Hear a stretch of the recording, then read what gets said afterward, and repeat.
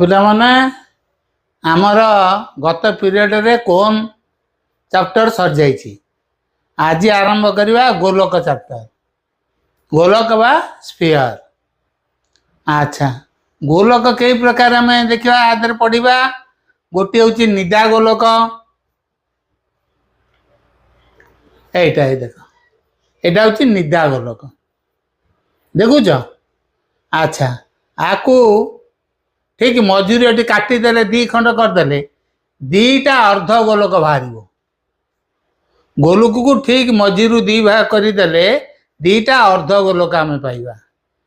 ଫମ୍ପା ଗୋଲକ କ'ଣ ନା, ଇଏ ଗୋଟିଏ ଗୋଲକ, ଆ ଭିତରେ ଆଉ ଗୋଟିଏ ଗୋଲକ ପୁରେଇ ଦେବା, ସେଇଟାକୁ କହନ୍ତି ଫମ୍ପା ଗୋଲକ। ବୁଝିହେଲା? ଫମ୍ପା ଗୋଲକର ଇଏ ନିଦା ଗୋଲକର